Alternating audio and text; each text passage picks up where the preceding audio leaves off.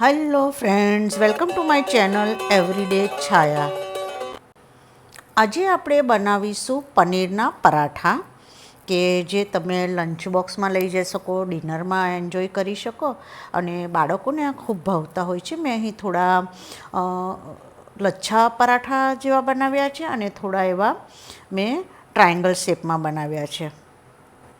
તો ચાલો શરૂ કરીએ.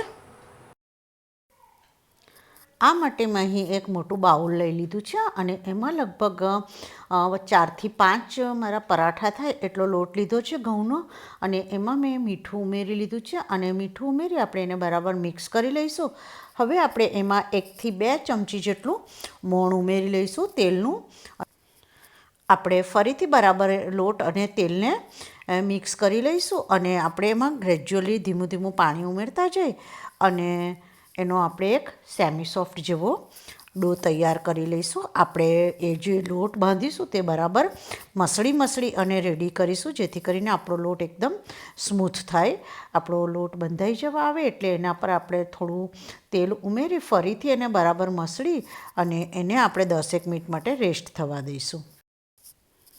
હવે આપણે પનીરનું સ્ટફિંગ તૈયાર કરી લઈશું. તો આ માટે અહીં આપણે પનીર લઈ લેવું. મારી પાસે જે આપણે ઘી બનાવીએ અને એમાં જે છાશ નીકળે એમાંથી મેં આ પનીર તૈયાર કર્યું છે.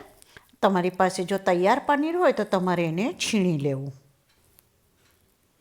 આપણે હવે પનીરમાં મેં એક ઝીણો નાનો એવો ચોપ કરેલું કાંદા, થોડું એવું કેપ્સિકમ, થોડા એવા ગાજરના પીસને ચોપ કરી લીધા છે અને 2-4 એવા લીલા મરચાંને ઝીણા કટ કરી લીધા છે. થોડું એવું મેં એમાં લીલું લસણ, લીલા કાંદા અને ખૂબ બધા એવા આપણે લીલા ધાણા ઉમેરી લઈશું. થોડા એવા આપણે એમાં ચીલી ફ્લેક્સ તેમજ ઓરિગેનો ઉમેરી લઈશું અને થોડો એવો આપણે એના પર મરીનો પાવડર ઉમેરી લઈશું. થોડું ટેસ્ટ મુજબ આપણે મીઠું ઉમેરી લઈશું અને આપણે એને બરાબર મિક્સ કરી લઈશું. આપણે મીઠું જ્યારે પણ પરાઠા કરવાના હોય ત્યારે જ ઉમેરવું, નહીં તો આપણું જે સ્ટફિંગ છે તે થોડું ઢીલું થઈ જશે અને આપણે જ્યારે પરાઠા વણશું ત્યારે એ આપણને થોડું ટ્રબલ કરશે. હવે આપણે જે લોટ બાંધીને તૈયાર કર્યો તો તેને આપણે ફરીથી તેલવાળો હાથ કરી થોડો મસળી અને એના લુવા કરી લઈશું. આપણે હવે એ લુવાને ચોખા કે ઘઉંના લોટમાં રગડોળી અને આપણે જે રોટલી બનાવતા હોય એવી રીતે મોટી 2 રોટલી તૈયાર કરી લઈશું. આપણે રોટલીને પતલી જ રેડી કરવાની છે, જેમાંથી આપણે લચ્છા પરાઠા બનાવીશું. અને હવે એના પર આપણે જે મસાલો પનીરનો તૈયાર કર્યો છે તે આવી રીતે સ્પ્રેડ કરી લઈશું. આ થોડું આપણે પતલું સ્પ્રેડ કરવું, મારાથી થોડું જાડું કર્યું છે મેં, અને એને આજુબાજુથી આપણે આવી રીતે હાથની મદદથી દબાવી અને વચ્ચેથી આવી રીતે કટ કરી અને એના આપણે આવી રીતે રોલ તૈયાર કરી લેવા. આપણે એ જે કિનારીઓ છે તેને સહેજ પાણીવાળો હાથ કરી અને પ્રેસ કરી દઈશું, જેથી કરીને આપણા પરાઠાની કિનારીઓ નીકળી ન જાય. આપણે એને હાથથી જ થોડું દબાવતા જઈ અને થોડું એવું વણતા જઈ અને આપણે એના આવી રીતે પરાઠા તૈયાર કરી લઈશું. આપણે અહીં એક નોનસ્ટિક તવી ઉપર આપણે એને સારી રીતે ઘીથી એને શેકી લઈશું, બંને બાજુ દબાવતા જઈ અને આવી રીતે મેં અહીં 3 પરાઠા રેડી કરી લીધા છે.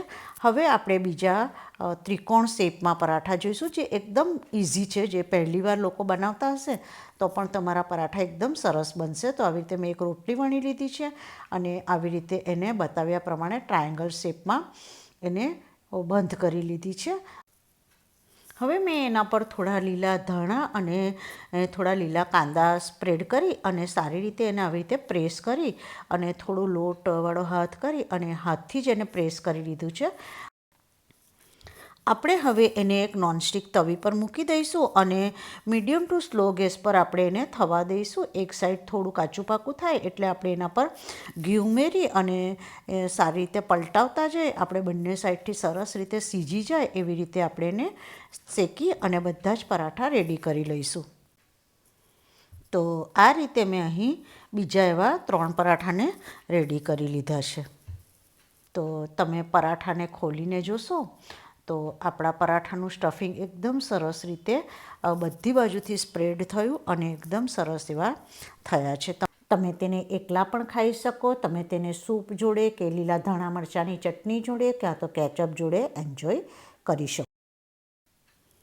Thank you for watching my channel. અને જો તમને મારી રેસીપી ગમતી હોય તો પ્લીઝ સબસ્ક્રાઈબ માય ચેનલ.